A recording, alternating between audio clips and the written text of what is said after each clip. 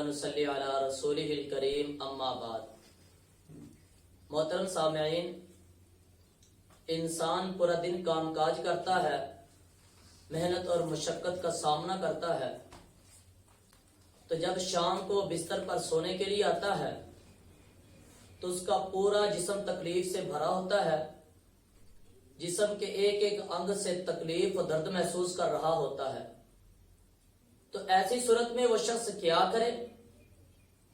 تو ایسی صورت میں نبی اکرم صلی اللہ علیہ وسلم نے ہمیں ایک عمل بتایا ہے، ایک وظیفہ بتایا ہے کہ اگر وہ شخص وہ عمل کرے گا، وہ وظیفہ کرے گا، تو انشاءاللہ اللہ اس کے پوری جسم کی تھکن اور پورے جسم کی تکلیف کو اللہ دور کر دے گا۔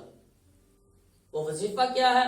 صحیح مسلم میں حدیث موجود ہے کہ نبی اکرم صلی اللہ علیہ وسلم کے پاس چند غلام آئے، قیدی آئے، تو سیدہ فاطمہ رضی اللہ تعالی عنہا کو علم ہوا تو وہ نبی اکرم صلی اللہ علیہ وسلم کے پاس آئی۔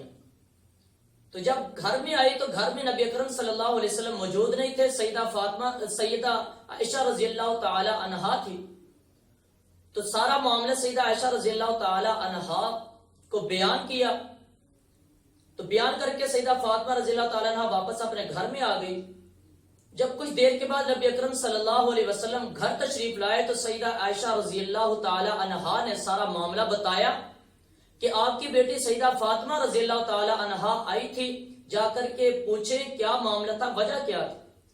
تو نبی اکرم صلی اللہ علیہ وسلم گھر سے نکلے، سیدہ فاطمہ رضی اللہ تعالی عنہا کے پاس گئے تو اس وقت حضرت علی المرتضی رضی اللہ تعالی عنہ اور حضرت فاطمہ رضی اللہ تعالی عنہا سونے کی تیاری میں تھی۔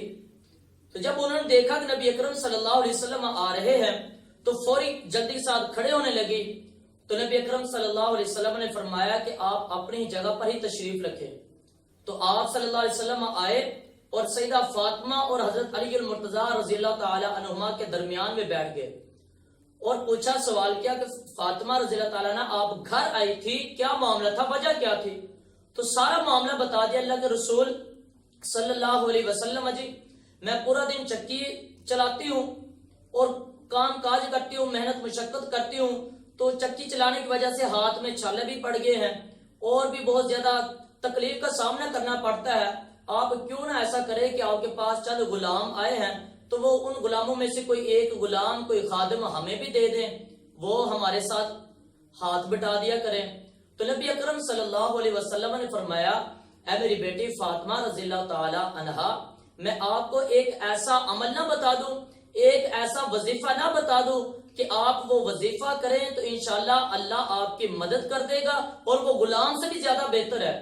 فرمایا جی یا رسول اللہ صلی اللہ علیہ وسلم بتائیں۔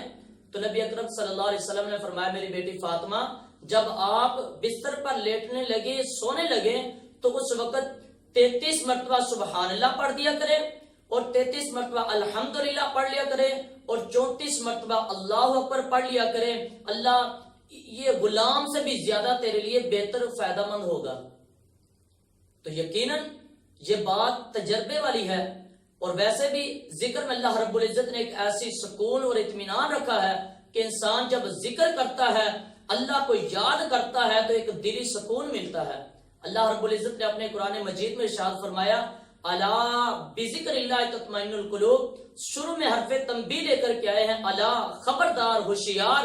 اللہ رب العزت بتانا چاہتے ہیں، اے شراب پی کر کے اپنی روح کو تسکین پہنچانے والے، الا، اے موسیقی سن کر کے اپنی روح کو سکون پہنچانے والے، خبردار ہو جا، ہوشیار ہو جا، ان چیزوں میں سکون اور اطمینان نہیں ہے۔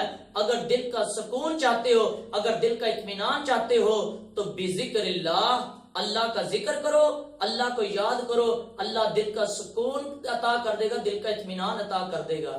تو آئیے محترم بھائیوں، ہم بھی سوتے وقت جہاں ہم باقی وظائف کرتے ہیں، دعائیں پڑھتے ہیں، وہ ہم 33 مرتبہ سبحان اللہ، 33 مرتبہ الحمدللہ اور 34 مرتبہ اللہ اکبر بھی پڑھیں۔ انشاءاللہ ہمارے دن کی ساری تھکن بھی دور ہو جائے گی اور اللہ خصوصی ہماری مدد بھی فرمائے گا۔ اللہ ہم سب کو عمل کرنے کی توفیق عطا فرمائے۔